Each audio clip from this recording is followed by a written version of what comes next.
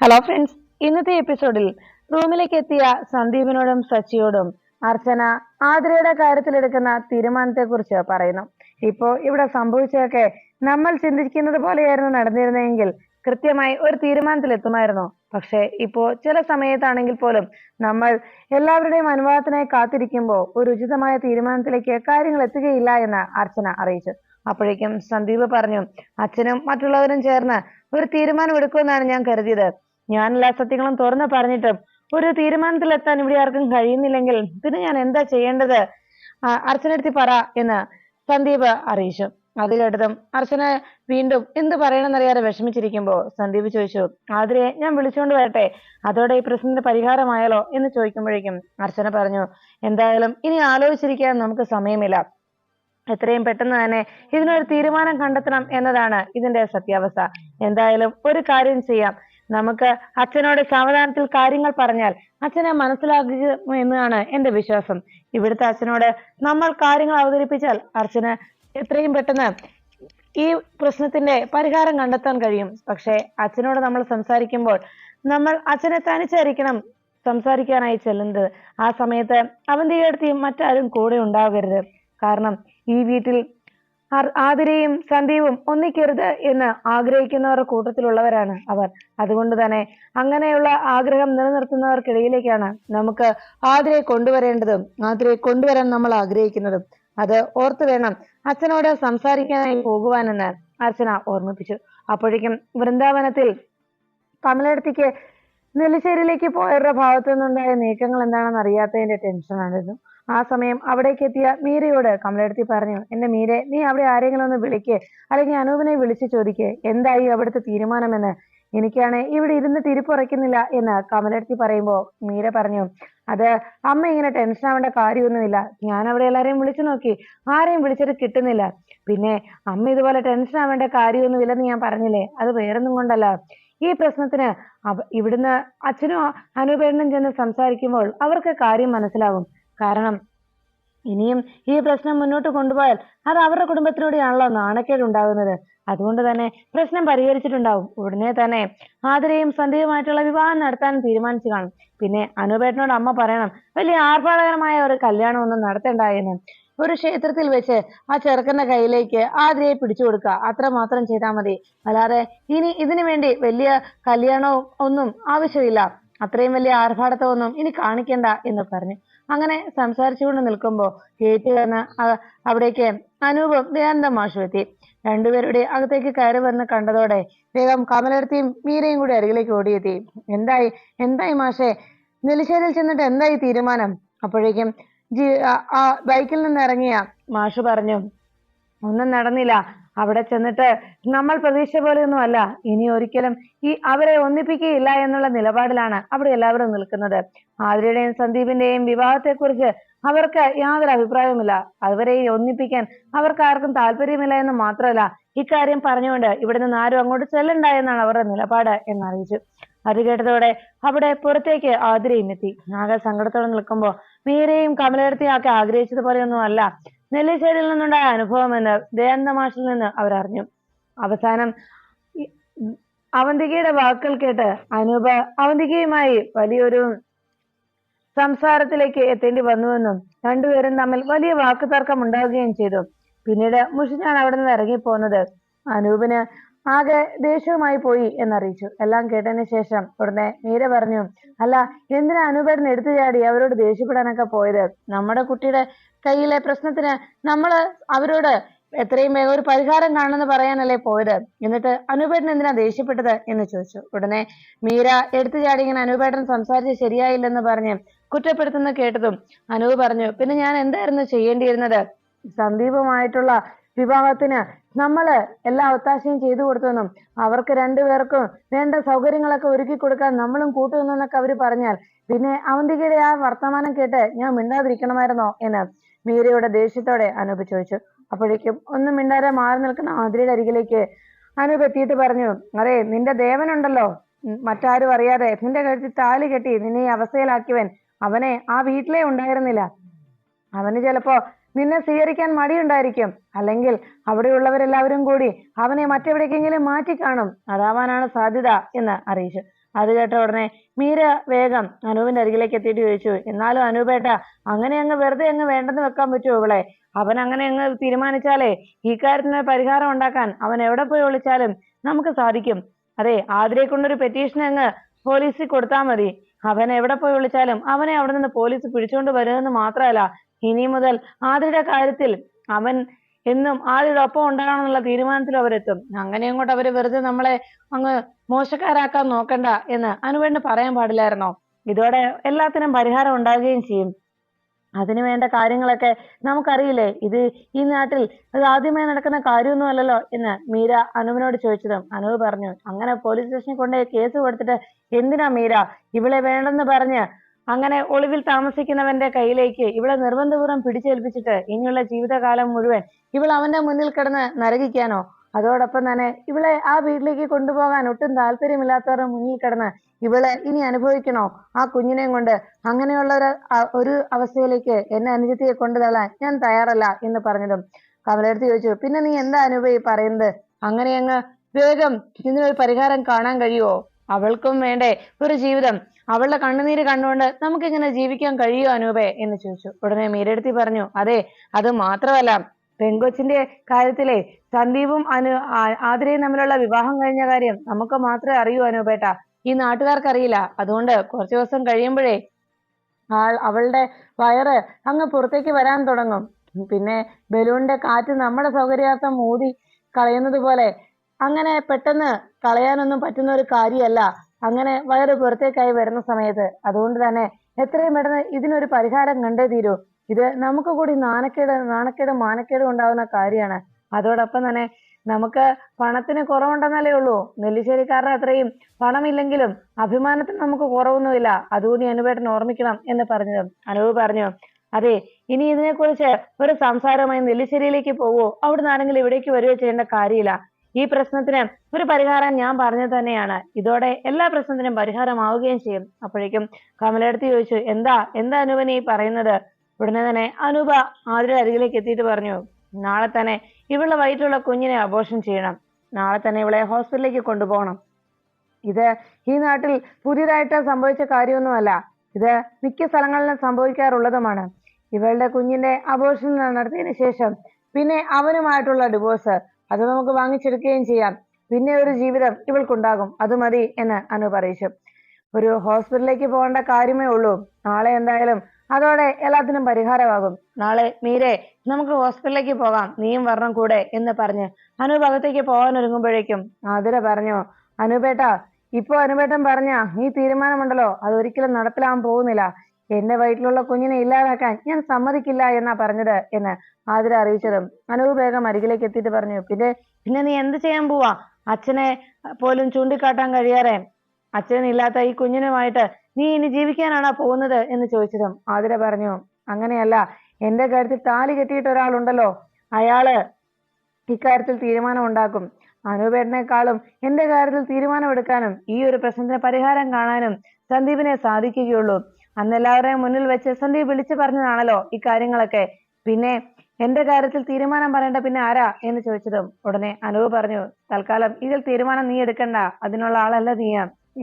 അത് കേട്ട ഉടനെ തന്നെ ആതിര പറഞ്ഞു, പിന്നെ ഞാനല്ലാതെ പിന്നെ ആരാ ഇതിനെ തീരുമാനം എടുക്കേണ്ടത്?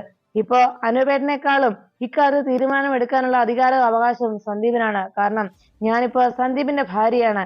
അതുകൊണ്ട് തന്നെ ഏട്ടൻ എന്റെ മേലുള്ള അവകാശത്തെക്കാളേറെ സന്ദീപിനുണ്ട് അവകാശം എന്നറിയിച്ചു. അത് കേട്ടതും മീര അരികിലേക്ക് എത്തിയിട്ട് പറഞ്ഞു, നീ ഇപ്പൊ പറഞ്ഞ ആ അവകാശമുള്ളവനാണ് നിന്റെ കാര്യം സംസാരിക്കാനായി അവിടെ ചെന്നപ്പോ അവന്റെ പൊടി പോലും അവിടെ കണ്ടില്ലെന്ന് പറഞ്ഞത്.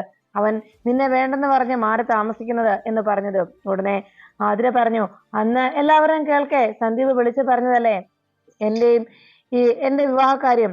അന്ന് എല്ലാവരോടും അവൻ തുറന്നു പറഞ്ഞ കാര്യമാണല്ലോ, അവൻ സമ്മതിച്ചതുമല്ലേ. പിന്നെ ഇപ്പോഴും ഈ കുഞ്ഞിനെ ഇല്ലാതാക്കണം എന്നാണല്ലോ നിങ്ങളുടെ എല്ലാവരുടെയും ചിന്താഗതി. അതുകൊണ്ട് തന്നെ ഇതിന്റെ കാര്യത്തിൽ ഇനിയെങ്കിലും എനിക്കൊരു തീരുമാനം ഉണ്ടാക്കിയേ പറ്റൂ. ഞാൻ എന്തായാലും സന്ദീപിന് അരികിലേക്ക് പോകാൻ തന്നെ തീരുമാനിച്ചു. ഇനിയും ഞാൻ മിണ്ടാതിരുന്നു കഴിഞ്ഞാൽ എന്റെ ജീവിതമാണ് എനിക്ക് കൈമോശം സംഭവിക്കുന്നത്. അതുകൊണ്ട് തന്നെ എന്റെ ജീവിതത്തിൽ ഇനിയുള്ള തീരുമാനങ്ങൾ എടുക്കാൻ ഉള്ള ബാധ്യത സന്ദീപിന് തന്നെയാണ്. ഇന്ന് തന്നെ ഇതിൽ ഞാനൊരു തീരുമാനം ഉണ്ടാക്കും എന്ന് ആതിര പറയുമ്പോഴേക്കും അനൂപ് വേഗം എന്തു പറഞ്ഞടി എന്ന് ചോദിച്ച് ആതിരെ തല്ലാനായി കൈ ഉയർത്തി. അപ്പോഴേക്കും കമലെടുത്തി അരികിലേക്ക് ഓടിയെത്തി. ഡാ അനൂപേ, നീ എന്താ ഈ ചെയ്യുന്നത്? വേണ്ട, ഇപ്പോ അവൾ തന്നെ പറഞ്ഞത് കേട്ടില്ലേ, അവളുടെ മേൽ നമുക്കോ നിനക്കോ യാതൊരു അവകാശവും ഇല്ല എന്ന്. അവളുടെ ഭർത്താവിനാണ് അവളുടെ മേൽ അവകാശമെന്ന്.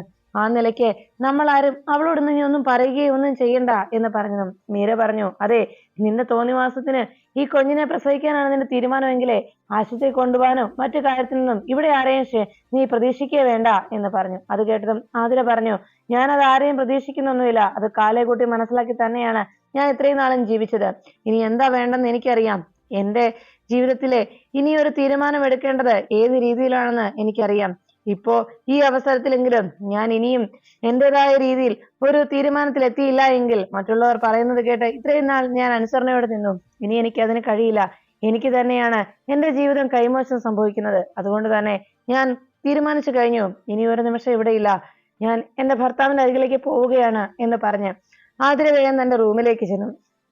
പിന്നീട് ബാഗ് എടുത്ത് അതിലേക്ക് ഡ്രസ്സെല്ലാം എടുത്ത് വെക്കുമ്പോഴേക്കും കമലെടുത്തി ഓടിയെത്തി. എടി മോളെ ആതിരെ, നീ എന്താ ചെയ്യാൻ പോകുന്നത് എന്ന് ചോദിച്ച് ആതിരയോട് സംസാരിക്കുമ്പോഴേക്കും ഉടനെ കമലെടുത്തിയോട് ആതിര പറഞ്ഞു, അമ്മേ, ഇനി എനിക്ക് കൂടുതലൊന്നും പറയാനില്ല. ഇക്കാര്യത്തിൽ ഞാൻ ഒരു തീരുമാനം എടുത്തു കഴിഞ്ഞു. എന്റെ ജീവിതം ഇനിയും എനിക്ക് മറ്റുള്ളവരുടെ താളത്തിനൊത്ത് തട്ടിക്കളിക്കാനാവില്ലമ്മേ.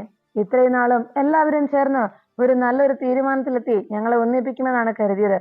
പക്ഷെ ഇനി അതിനെ കാത്തു നിന്നാൽ ഇനിയും എനിക്ക് എന്റെ ജീവിതം നഷ്ടപ്പെട്ടു പോകും. അതുകൊണ്ട് തന്നെ ഞാൻ തീരുമാനിച്ചു എന്ന് പറഞ്ഞ് ആതിര വേഗം പോകാനായി റെഡിയായി. ഉടനെ കമലെടുത്തി വേഗം വാതിക്കലേക്ക് ഓടിയെത്തി അനൂപിനോട് പറഞ്ഞു, അമ്മ, എടാ മോനെ, അവള് പോകാൻ തീരുമാനിച്ച് അവള് ബാഗൊക്കെ പായ്ക്കുക. നീ ഒന്ന് പറ, അവളോട് പോകരുതെന്ന് പറ എന്ന് പറഞ്ഞത്. അനൂപ് പറഞ്ഞു, ഇല്ലമ്മേ, ഞാൻ ആരെയും തടസ്സപ്പെടുത്താൻ നിൽക്കുന്നില്ല. അവളിപ്പോ പറഞ്ഞത് കേട്ടില്ലേ, നമുക്കാർക്കും അവളുടെ മേൽ അവകാശം അധികാരം ഒന്നും ഇല്ല എന്ന്.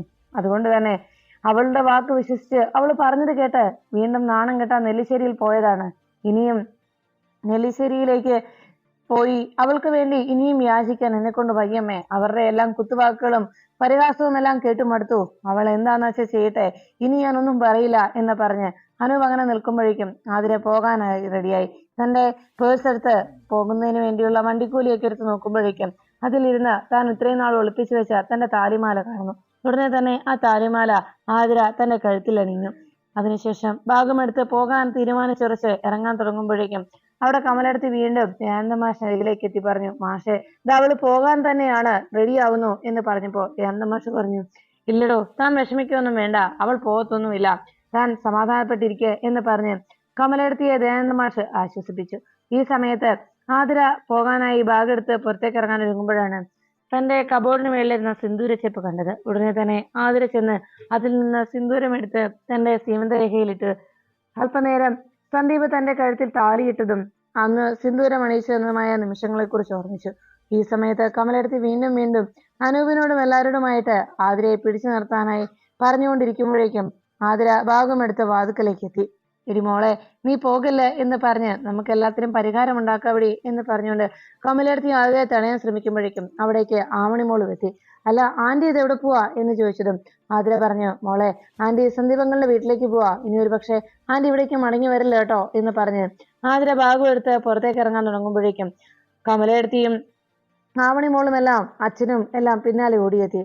ദയാനന്ദമാഷും എല്ലാം അരികെ വന്ന് ആതിരയോട് പോവല്ലേ പോവല്ലേ എന്ന് പറയുമ്പോഴേക്കും ആതിര അവരുടെ വാക്കുകൾ കേൾക്കാതെ പോകാൻ ഇറങ്ങി. അപ്പോഴേക്കും മാറി നിൽക്കുന്ന അനൂപിന്റെ അരികിലേക്ക് എത്തിയിട്ട് ആതിര പറഞ്ഞു, ഞാൻ പോകുന്നതേ എന്റെ ഭർത്താവിന്റെ അരികിലേക്കാ, എന്റെ കഴുത്തിൽ താലി ഇട്ട് തന്ന, എന്റെ കഴുത്തിൽ സിന്ദൂരം അണിയിച്ചു തന്ന ആളുടെ അരികിലേക്ക് എന്ന് പറഞ്ഞ് ആതിര ഭാഗം എടുത്ത് ഇറങ്ങുമ്പോഴേക്കും വീണ്ടും മീരയും കമലയും ഒക്കെ അരികിലേക്ക് ഓടിയെത്തി. ഉടനെ തന്നെ അവരെ രണ്ടുപേരെയും കൈ വിടുവിച്ചുകൊണ്ട് ആതിര പറഞ്ഞു, ആരും എന്റെ പിന്നാലെ വരരുത്, ഞാൻ പോകുന്നത് എന്നെ താലി കെട്ടിയ ആളുടെ അരികിലേക്കാണ്, ഇനി എന്നെ അന്വേഷിച്ചാരും വരണ്ട എന്ന് പറഞ്ഞുകൊണ്ട് ആതിര ദേഷ്യപ്പെട്ട് അവിടെ നിന്ന് ഇറങ്ങി. വൃന്ദാവനത്തിലുള്ള എല്ലാവരും മനസ്സ് തകർന്ന അവസ്ഥയിൽ അങ്ങനെ നിൽക്കുമ്പോഴേക്കും അർച്ചനയുടെ ഫോണിലേക്ക് മീര എടുത്തി വിളിച്ചു. അർച്ചന ഫോൺ എടുത്ത് എന്ത് മീര എടുത്തി എന്ന് ചോദിച്ചപ്പോഴേക്കും മീര വിവരങ്ങളൊക്കെ വിശദമായി അർച്ചനയെ അറിയിച്ചു. കോള് കട്ടായ നിമിഷം ഇനി എന്ത് ചെയ്യുന്ന ഓർത്ത് പകച്ചങ്ങനെ അർച്ചന നിൽക്കുമ്പോഴേക്കും അവിടേക്ക് സച്ചി എത്തി. സച്ചിയെ കണ്ട ഉടനെ അർച്ചന പറഞ്ഞു, സച്ചിയേട്ടാ, ഒരു പ്രശ്നമുണ്ട്. വൃന്ദാവനത്തിൽ ചെന്നതിന് ശേഷം അവിടെ വലിയ ബഹളമായിരുന്നു. അച്ഛനും അനുപേട്ടനും ചെന്നു കഴിഞ്ഞ് വലിയ ഒച്ചപ്പാടും ബഹളവുമായി. അവസാനം ആതിര അവരോടെല്ലാം വഴക്കുണ്ടാക്കി ഭാഗമെടുത്ത് വീട് വിട്ടിറങ്ങി. നെല്ലിശ്ശേരിയിലേക്കെന്ന് പറഞ്ഞ് സന്ദീപിനരികിലേക്കെന്ന് പറഞ്ഞ് അവൾ ഇറങ്ങിയിരിക്കുന്നത് എന്ന് പറഞ്ഞതും ഉടനെ സച്ചി പറഞ്ഞു, എടോ താൻ സമാധാനിക്ക്, നമുക്കിപ്പൊ തന്നെ പോകാം എന്ന് പറഞ്ഞ് സച്ചി വേഗം അർച്ചനയോട് റെഡിയാകാൻ പറഞ്ഞ് മാറുന്നു. ഈ സമയത്ത് നെല്ലിശ്ശേരിയിലേക്ക് ഒരു ഓട്ടോയിൽ വന്ന് ഇറങ്ങുകയാണ് ആതിര. ആതിര ഗേറ്റിനരികിലെത്തി ആകെ പകപ്പോടെ അകത്തേക്ക് കയറി വരുമ്പോഴേക്കും വീട്ടിലേക്ക് എത്തി. അകത്തേക്ക് കാല് വെച്ച് കയറാനായി ചെരുപ്പെല്ലാം ഊരി സ്റ്റെപ്പിലേക്ക് കാലെടുത്ത് വെക്കാൻ തുടങ്ങുമ്പോഴേക്കും അവന്തിക വാതിൽക്കൽ നിന്നും, നിർത്തടി, നീ എങ്ങോട്ടാ എന്ന് ചോദിച്ചു. ഉടനെ ആതിര ബാഗുമെടുത്ത് കയറാനായി ഒരുങ്ങിയിട്ട് ആതിരയെ തടഞ്ഞതുപോലെ അവന്തിക ബഹളം വെച്ചതും ആതിര പറഞ്ഞു, എനിക്ക് സന്ദീപിനെ കാണാനാണ് ഞാൻ വന്നത്. അത് കേട്ടതും വീണ്ടും അവന്തിക കളിയാക്കി, സന്ദീപിനെ കാണാനോ? നീ എന്തിനാണ് ഇങ്ങോട്ട് വന്നത്? വൃന്ദാവനത്തിൽ നിന്ന് ഒറ്റയൊരെണ്ണം ഇങ്ങോട്ട് വന്നു പോരെന്ന് പറഞ്ഞിട്ടുള്ളതല്ലേ, പിന്നെ നീ എന്തിനാ വീണ്ടും ബാഗുവൊക്കെ എടുത്തിങ്ങ് വന്നിരിക്കുന്നത് എന്ന് ചോദിച്ചതും അവന്തികയോട് ആതിര പറഞ്ഞു, ഞാൻ ഇവിടേക്ക് വന്നത് നിങ്ങളോട് സംസാരിക്കാൻ വേണ്ടിയല്ല, എനിക്ക് സന്ദീപിനെ കാണണം. എന്റെ കഴുത്തിൽ ഈ താലി കെട്ടിയ ആളെ എനിക്ക് കാണണം, അതിനാ ഞാൻ വന്നത് എന്ന് പറഞ്ഞത്. അവന്തിക പറഞ്ഞു, അവനിപ്പോ നിന്നെ കാണേണ്ട ആവശ്യമില്ല, അതുകൊണ്ട് തന്നെയാണ് നിന്നോട് ഇവിടെ നിൽക്കാൻ പറഞ്ഞത് എന്ന് പറഞ്ഞത്. ആതിര പറഞ്ഞു, എനിക്ക് നിങ്ങളോട് സംസാരിക്കേണ്ട ആവശ്യമില്ല എന്ന് പറഞ്ഞ് ആതിര വേഗം ബാഗും എടുത്ത് അകത്തേക്ക് കയറാൻ ഒരുങ്ങിയതും അവന്തിക ആതിരയെ പിടിച്ചു നിർത്തി. നിന്റെ വീട്ടിൽ നിന്ന് ആളുകൾ വന്നപ്പോ പറഞ്ഞതാണല്ലോ നീയുമായിട്ട് നീ ഒരു ബന്ധം ഇവിടെ ഇല്ല എന്ന്, പിന്നെ നീ എന്തിനാണ് വീണ്ടും വലിഞ്ഞേറി വന്നത് എന്ന് ചോദിച്ച് അവന്തിക ദേഷ്യപ്പെട്ടതും ആതിര പറഞ്ഞു, ഞാൻ ഇവിടേക്ക് വന്നത് എന്തിനാണെന്ന് ഞാൻ പലതവണ പറഞ്ഞു. എനിക്ക് സന്ദീപിനെ കണ്ടേ തീരൂ, എനിക്ക് സന്ദീപിനോട് സംസാരിക്കണം, അല്ലാതെ നിങ്ങളെയല്ല എനിക്ക് കാണേണ്ടത് എന്ന് പറഞ്ഞതും ഉടനെ അവന്തിക പറഞ്ഞു, ദേ മര്യാദക്ക് നീ പറയുന്നത് കേട്ടോ, ഇല്ലെങ്കിലേ നിന്റെ അടിവയറ്റിനിട്ട് ഞാനൊരു ചവിട്ട് തന്നാലേ അതോടെ തീരും നിന്റെ ഗർഭവും പ്രശ്നവുമെല്ലാം എന്ന് പറഞ്ഞപ്പോ വാർക്കിൽ നിന്ന് അവന്തികയുടെ വാക്കുകൾ കേൾക്കാൻ നിൽക്കാതെ ആതിര, സന്ദീപേ, സന്ദീപേ എന്ന് പറഞ്ഞ് അവിടെ നിന്ന് വിളിച്ചുകൊണ്ടേയിരുന്നു. ഈ സമയത്ത് അവന്തിക വീണ്ടും ആതിരയെ തടയാനായി ശ്രമിച്ചു. അപ്പോഴേക്കും ആതിരയോട്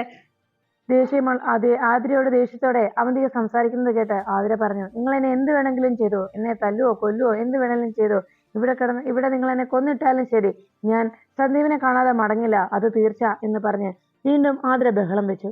ഈ സമയത്ത് റൂമിലായിരുന്ന സേതുമാധവൻ താഴത്തെ ബഹളം കേട്ടുകൊണ്ട് വേഗം റൂമിൽ നിന്ന് പുറത്തേക്ക് ഇറങ്ങി. അപ്പോഴേക്കും അർച്ചനയും ശശിയും കൂടി ആതിര അന്വേഷിച്ച് പോകാനായി റെഡിയായി. വാ സച്ചിട്ടാ, നമുക്ക് ഇറങ്ങാമെന്ന് പറഞ്ഞ് അർച്ചന പോകാനായി തുടങ്ങുമ്പോഴാണ് വാതുക്കൽ ആതിര വന്ന് സന്ദീപ് എന്നുള്ള വിളി കേട്ടത്. ആതിര അവിടെ എത്തിയെന്ന് മനസ്സിലാക്കിയതോടെ ശശിയും അർച്ചനയും കൂടി വേഗം വാതുക്കലേക്ക് എത്തുന്നു. അവിടെ അവന്തികയുമായി ആതിര ബഹളം വെച്ചുകൊണ്ട് നിൽക്കുമ്പോഴേക്കും സേതുമാധവനോടേക്ക് എത്തി, എന്താ അവിടെ എന്ന് ചോദിച്ച് വാതുക്കലേക്ക് വന്നു. ഉടനെ അവന്തിക പറഞ്ഞു, അച്ഛാ, ഇവൾക്കിപ്പോ സന്ദീപിനെ കാണണമെന്ന് പറഞ്ഞ് ബഹളം വെച്ചുകൊണ്ടിരിക്കുക, ഇവളോട് പോകാൻ പറഞ്ഞിട്ട് അവൾ കേൾക്കുന്നില്ല എന്ന് പറഞ്ഞപ്പോഴേക്കും സച്ചിയും ആതിരയും അർച്ചനയും കൂടി അവിടേക്ക് എത്തി. ഇത് കണ്ട ഉടനെ അവന്തിക പറഞ്ഞു, ആഹാ, എത്തിയല്ലോ, ഈ പ്രശ്നം എല്ലാം ഉണ്ടാക്കി വെച്ച ആള് എത്തിയല്ലോ എന്ന് പറഞ്ഞ് അർച്ചനെ നോക്കി കളിയാക്കിയപ്പോഴേക്കും അർച്ചന വേഗം ആതിരയുടെ അരികിലേക്ക് എത്തി. മോളെ, നീ എന്താ ചെയ്ത് എന്ന് ചോദിച്ചതും ഉടനെ ആതിര പറഞ്ഞു, ചേച്ചി, ഞാൻ ഇവിടെ താമസിക്കാനൊന്നും വന്നതല്ല, പക്ഷെ എന്റെ കഴുത്തിൽ ഈ താലി കെട്ടിയ ആളുടെ നാവിൽ നിന്ന് എനിക്കൊന്ന് കേൾക്കണം, ഇനി ഞാൻ എന്താ ചെയ്യേണ്ടതെന്ന് അതറിയാനാണ് ഞാൻ വന്നത് എന്ന് ആതിര പറയുമ്പോഴേക്കും അർച്ചന വിഷമത്തോടെ ആതിരയെ നോക്കി. അപ്പോഴേക്കും വാതുക്കലേക്ക് സന്ദീപും അനഘയും എത്തിക്കഴിഞ്ഞു. സന്ദീപിനെ കണ്ടതോടെ ആതിര സന്ദീപിനെ നോക്കി. സന്ദീപ് ആതിരയെ നോക്കി ഒന്ന് പുഞ്ചിരിച്ചിട്ട് എന്താണ് ആതിരയോട് സന്ദീപ് പറയാൻ പോകുന്നതെന്നറിയാതെ ആതിര സന്ദീപിനോട് ചോദിച്ചു, സന്ദീപേ, ഞാൻ വന്നത് സന്ദീപിന്റെ തീരുമാനം അറിയാനാണ്. അപ്പോഴേക്കും അവന്തിക പറഞ്ഞു, സന്ദീപേ, നീ ഇപ്പൊ തന്നെ ഒരു തീരുമാനം പറഞ്ഞേ പറ്റൂ. ഞാനിവളോട് പറഞ്ഞു ഇവിടെ നിന്ന് ഇറങ്ങിപ്പോകാൻ, പക്ഷെ അവളത് കേട്ടില്ല. നിന്റെ നാവിൽ അത്